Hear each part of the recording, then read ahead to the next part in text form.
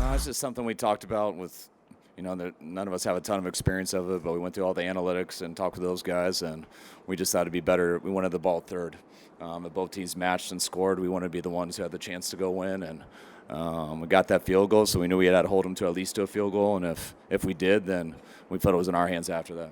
Yeah, I mean, obviously it sucks, man. You want to win it for that kind of guy, and he's a great coach. Everybody wants to go to war with that guy. The way he handles himself and carries himself, like we want to win for him. And obviously the older guys, the vets, Trent Williams, Eric Armstead, like all the guys that have been through it, man, you want to win for them. So, but it starts with coach, man. That's who I heard for. Well, I don't think it's fair to, okay, you might wonder later, but look, this is also down by 3, went for it on 4th and 3 deep. I know it's not the same thing. Ended up with that pass to Kittle and then scoring the touchdown to take the lead. So if they get a touchdown and they have the ball first, then I don't know that you're pointing at this. I really do. But in retrospect, you think he would think it over again, Booger? In retrospect, I think he make the opposite decision again. You do? Well, because think about this, Boom. Kyle Shanahan and the 49ers win toss, take ball, go down and get a field goal. So now that gives all the advantage to the Chiefs because the Chiefs know exactly what they have to do. So now when it's 4th down in your own end, typically they would have punted the football. They didn't punt that ball. They went for it on 4th down. So you give the advantage to the Chiefs. And I understand what Kyle is saying. He's playing the long game. But when you're in overtime, you're trying to score a touchdown and win this game now, or at least put your team in a position to win the game. So I get it.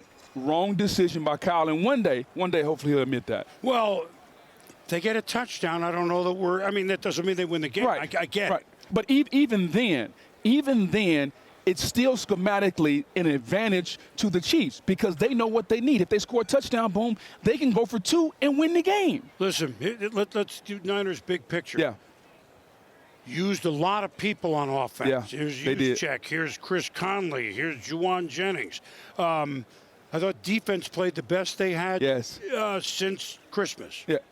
This game was won in the first half because of the lack of 49ers offense. They dominated the game. The offensive line, the defensive line, they were dominating the game, boom, but it was still only 10-3. Scoreboard. That's all that matters. If you're Andy Reid, you went into halftime saying, guys, I feel good about where we are. Because we haven't played, other than the one play down, the long play down the field, we haven't played a good game. Correct. And then in the second half, Spags went to more man coverage, less zone. They pressured Purdy, and the game flipped, and the game totally changed. They should have had a lot more points on the board, and they didn't, and that was Kyle's fault. Even though, look, the Niners lose it, I hate to even, well, they did.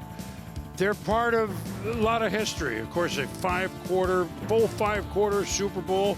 We said already the second overtime game in Super Bowl history.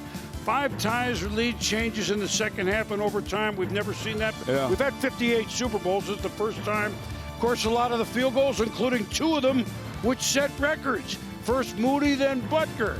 And so, it is the Chiefs over the Niners with an exhale at the end of the 5th quarter.